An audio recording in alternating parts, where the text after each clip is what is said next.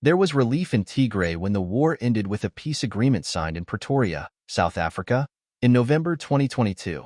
But, despite the cessation of hostilities, hundreds of thousands of people uprooted from their homes during the conflict continue to live in dire conditions. The war in Tigray was fought between Ethiopia's National Defense Force, backed by troops from Eritrea, against fighters of the Tigray People's Liberation Front, TPLF.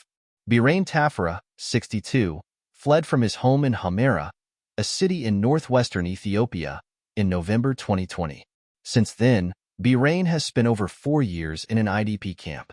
He now resides in a temporary shelter in Abayati, located 100 kilometers, 60 miles, from Mekelle, the capital of Tigray, along with thousands of other displaced people, and describes his life as miserable.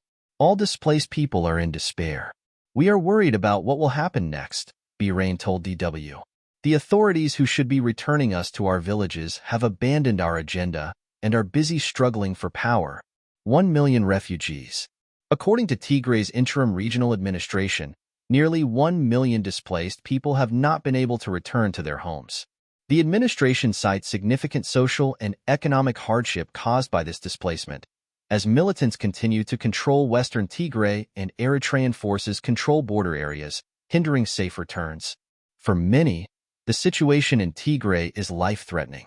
Negasi Merrick, a displaced father of 4 from western Tigray, has been living in Tsihe Primary School, which now serves as a temporary IDP camp in Shire City. Negasi told DW that the conditions are so severe in the Schlieder that people are dying.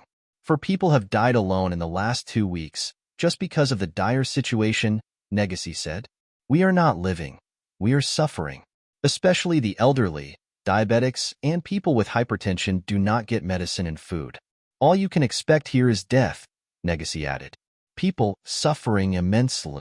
The opposition party Salsi Wayne Tigray accuses both the regional and federal governments of causing the suffering of the displaced people.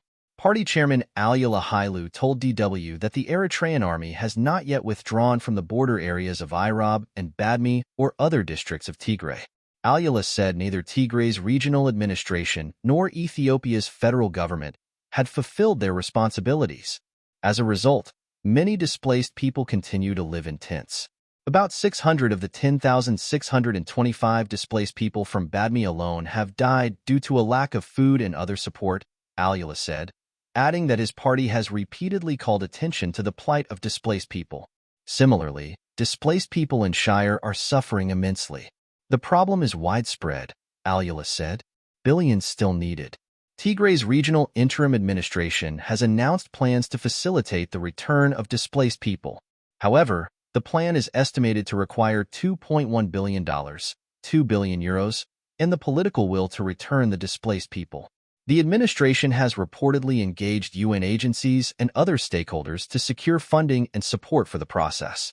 Despite repeated government promises to return the internally displaced people, there has been no sign of change.